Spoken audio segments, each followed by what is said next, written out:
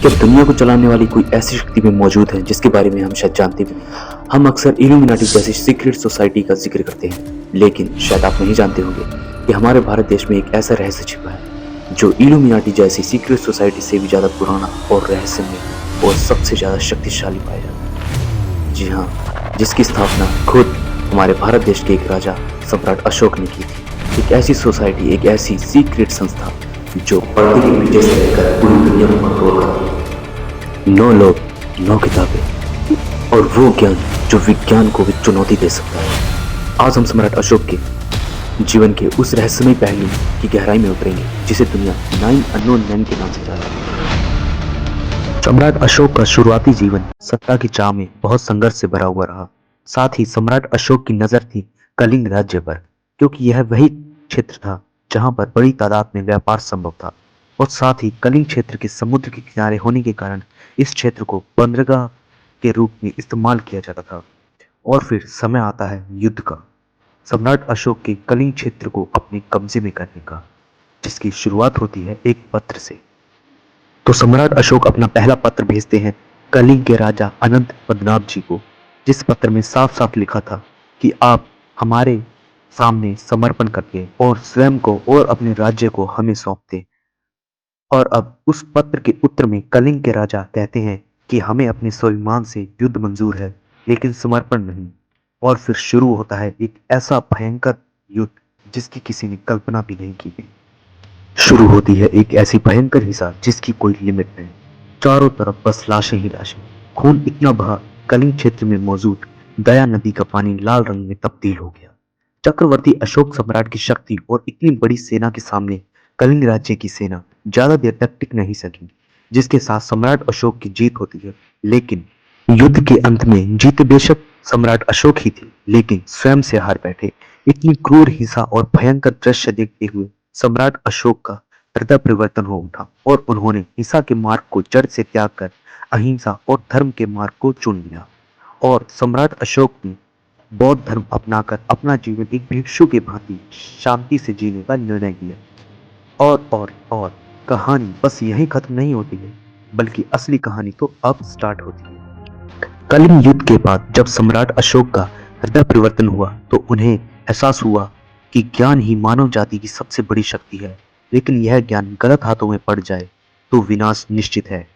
इसीलिए उन्होंने 9 सबसे बुद्धिमान लोगों को चुना और उन्हें एक एक किताब की जिम्मेदारी सौंप दी और उन्हें आदेश दिया कि ज्ञान को कभी पब्लिक ना करें और इसे एक पीढ़ी से दूसरी पीढ़ी तक पहुंचाते रहें।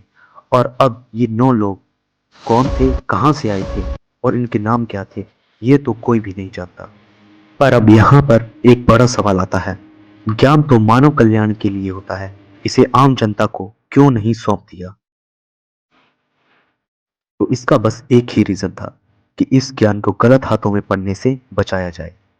तो चलिए एक एक करके जानते हैं इन रहस्यमय किताबों के बारे में। पहले नंबर पे आती है प्रोपेगेंडा, यानी मनोवैज्ञानिक युद्ध और जनता को या कहें भीड़ को कैसे कंट्रोल किया जाए, भीड़ का रुख किस ओर और कैसे मोड़ा जाए, ऐसा रहस्यमय ज्ञान है इस किताब के अंदर।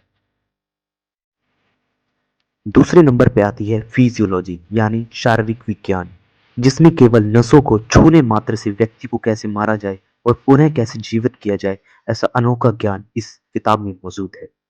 तीसरे नंबर पे आती है माइक्रोबायोलॉजी, सूक्ष्म जीव विज्ञान, वायरस और उसका वैक्सीन बनाने का रहस्यमय ज्ञान मौजूद है इस किताब में। चौथे नंबर पर आती है अल्केमी, यानी कीमिया, किसी भी धातु को सोने में बदलने का ज्ञान। पांचवें नंबर पे आती है कम्युनिकेशन, यानी ऐसा कम्युनिकेट जो दूसरी दुनिया से संभव हो सके, फॉर एग्जाम्पल एलियंस, दूसरी दुनिया के जीव।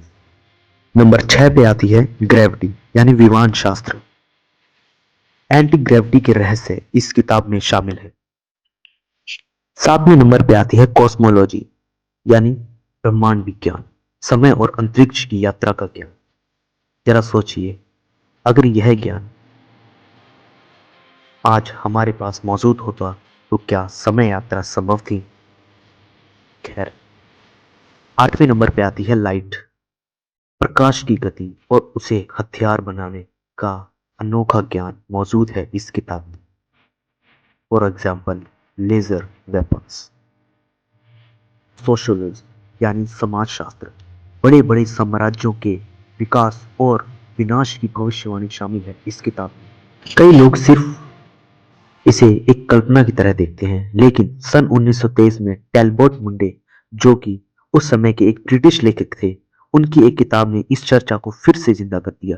कहा जाता है कि सर आइजैक न्यूटन और महान वैज्ञानिक जगदीश चंद्र बोस जैसे लोगों को इन सीक्रेट सोसाइटी के कुछ सुराग मिले थे, जो कि कहीं ना कहीं साबित करते हैं कि सम्राट अशोक द्वारा स्थापित वाकई में एक ऐसी सीक्रेट सोसाइटी मौजूद है। क्या ये 9 लोग हमारे बीच आज भी मौजूद हैं? और क्या ये लोग अपने उस अनोखे ज्ञान से आज के आधुनिक विज्ञान के पीछे से गाइड कर रहे हैं? इसका जवाब शायद इतिहास के पन्नों में कहीं छिपा है, लेकिन आपको क्या लगता है कमेंट में जरूर बताएं। वीडियो अच्छी लगी हो तो इसे लाइक करें और चैनल पर नए हो तो सब्सक्राइब करें। और अगर इस वीडियो का आप सेकंड पार्ट चाहते हो जिसमें सभी 9 किताबों के बारे में डिटेल से डिकोड किया जाए तो कमेंट में पार्ट 2 जरूर लिख के जाइए।